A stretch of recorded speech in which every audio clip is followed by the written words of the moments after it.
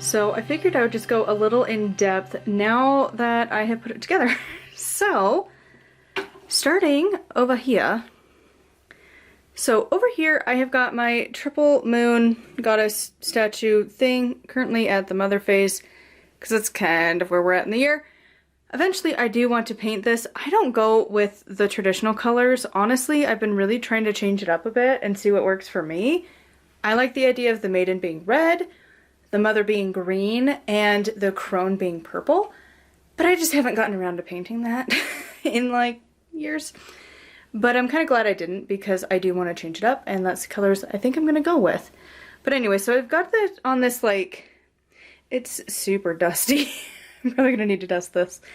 But this is a triple candle holder that I bought eons ago. I think at like Kohl's, but I might be wrong. But I've had it for years. And I just think it's always appropriate for this time because a lot of the nature around here is definitely yellow. Like all of the wild like plants have turned yellow at this point. Like that's just the color of Utah. So I always think this is appropriate for the heat of summer.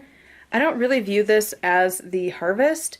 I'm really changing up all of the correspondences of things, and that's one of them. This is still summer.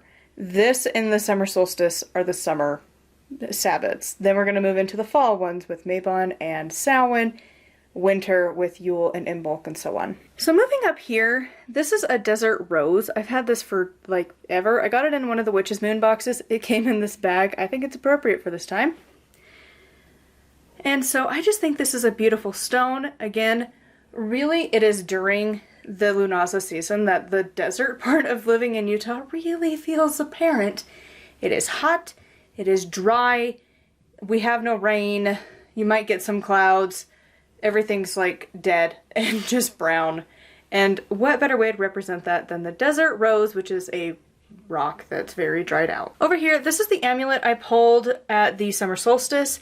When I do my ritual, I will change this one out for whatever the new one is, but for now it's gonna live there with my last one. Incense burner, as per usual, always need something like that on the altar. The Morrigan is often associated with the Triquetra, whatever this one is. I think that's what it's called. I don't know.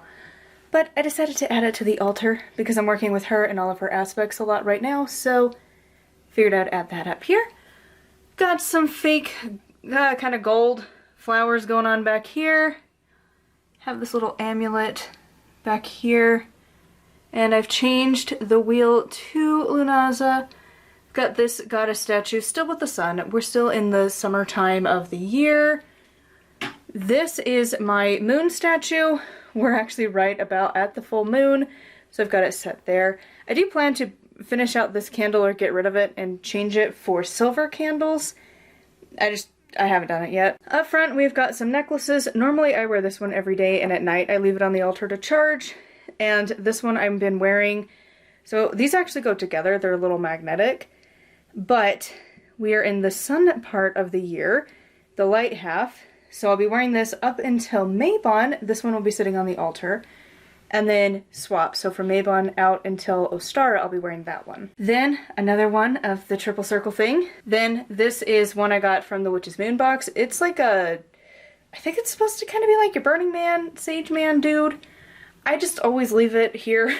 I can't bring myself to burn it. It's so pretty. They did such a good job. Continuing along, I have got the lighter, because you always need that, and the candle snuffer. Sometimes I don't snuff my candles, sometimes I do, so I like to have it if I decide to. Then I do have this harvest basket thing. I've had this for years. I think it's like 6 years now that I've had this. And inside I'm making an abundance basket, and I'm going to put my books in here to charge and bless them, because this is also the time of gratitude, and I am grateful that I have, I don't know, maybe by the time you're seeing this I might have actually hit publish, but I am just about ready to hit publish on this book, and I've already published 3 others, and my next one will be coming out.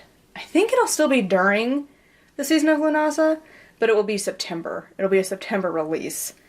And then I've got a book planned for every month for a while, so planning to have my little book collection of, please harvest that. let's build it. Let's make it do stuff. Let's pay some bills with the sales, please. So anyways, that's what's over here.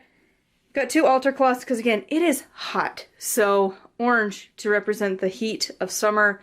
It is flippin' hot. Like it might start to cool off sometime in August, but right now it is like the peak heat of the year. We're in the 90s every day, sometimes hundreds. The past week it's been hitting into 100 every day. Like I went witchy shopping over the weekend. It was 104 while we were driving at like 5:30 at night. Freaking hot.